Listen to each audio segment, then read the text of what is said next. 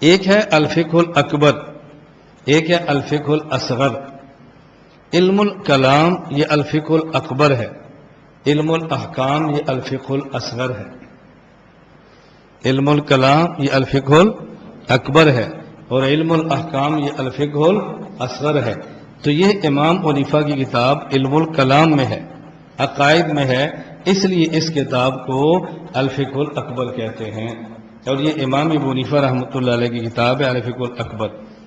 اب وہ لوگ جو یہ بات کہتے تھے کہ جی امام ابو حنیفہ کی کوئی تصنیف نہیں ہے، ان کی اپنی کوئی کتاب نہیں ہے، تو ان کو بتاؤ الفقہ الاکبر امام حنیفہ رحمۃ اللہ علیہ کی اپنی کتاب ہے۔ اور وہ لوگ جو کہتے ہیں کہ جی تم احکام میں مقلد ابو حنیفہ کے ہو اور عقائد میں تم تقلید کرتے ہو اشعری اور ماتریدی کی، ان کو بتاؤ الفقہ الاکبر عقائد میں کتاب امام حنیفہ کی موجود ہے۔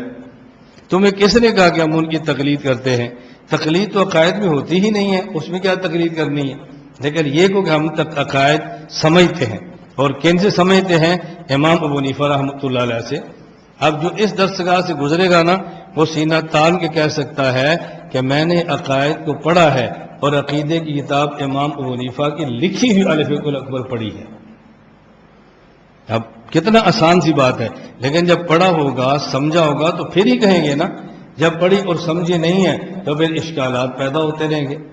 تو کتاب کا نام ہے الفقہ الاکبر، یہ امام ابو حنیفہ رحمۃ اللہ علیہ کی تصنیف ہے۔ قال الامام الاعظم ابو حنیفہ النعمان رحمہ اللہ تعالی، یہاں کیا لکھا ہوا ہے؟ رضی اللہ۔ ہم اس پہ بات کریں گے رضی اللہ، اس لیے میں کہتا ہوں دیکھو، نمبر 1 امام اعظم ابو حنیفہ النعمان رضی اللہ عنہ، یہ 5 لفظ ہیں۔ امام سے مراد ہے مجتہد، امام سے مراد امام کعبہ یا امام مسجد نہیں ہے، اس سے مراد ہے مجتہد۔ رسول اکرم صلی اللہ علیہ وسلم کی امت میں مجتہدین کئی آئے ہیں، ہم ان میں جس امام کی تقلید کرتے ہیں وہ نعمان بن ثابت ہے۔ بہت سارے سوالات پیدا ہوں گے، رسول اکرم صلی اللہ علیہ وسلم کے سارے صحابہ اس امت کے امام ہیں، لیکن ہم فقہی مسائل میں ان کی تقلید نہیں کرتے۔ صحابہ کرام کے بعد تابعین میں بہت اکابر تھے، امت کے امام ہیں، ہم ان کی تقلید نہیں کرتے۔ مفسرین محدثین اپنے فن کے آئمہ گزرے ہیں، ہم ان کی تقلید نہیں کرتے، ہم تقلید کرتے ہیں امام اعظم ابو حنیفہ نعمان بن ثابت کی۔ صحابہ کرام کی تقلید کیوں نہیں کرتے؟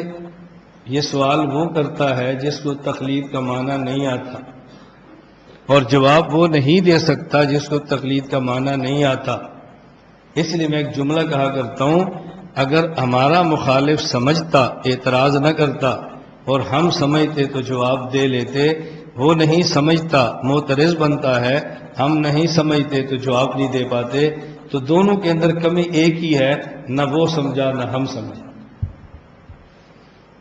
اب تقلید کا معنی کیا ہے؟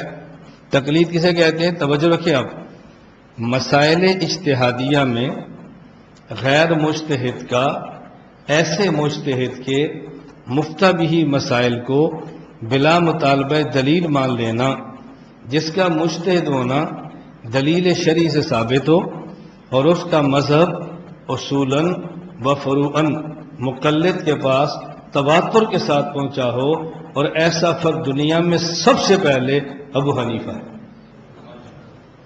دنیا میں سب سے پہلے ابو حنیفہ ہے۔ 1.25 لاکھ صحابہ کرام میں سے تقلید کا منکر ایک صحابی بتا دے کہ جس کا مذہب اصولاً و فروعاً دنیا کی کسی کتاب میں مدون ہوا ہو، کسی کتاب میں پہلا شخص جس کا مذہب مدون ہوا وہ کون ہے؟ ابو حنیفہ النعمان بن ثابت۔ تو الامام سے مراد ہے المجتہد۔ انہ اول من دون علم الشریعہ ورتبہ ابوابا، یہ ہے الامام ابو حنیفہ۔ لم یسبق احد، یہ ہے الامام ابو حنیفہ۔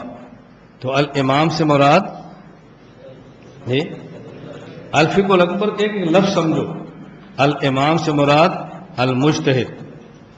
نمبر 2 الاعظم، مجتہد تو کئی ہے امت میں، لیکن امت کے مجتہدین میں سب سے بڑا مجتہد وہ ابو حنیفہ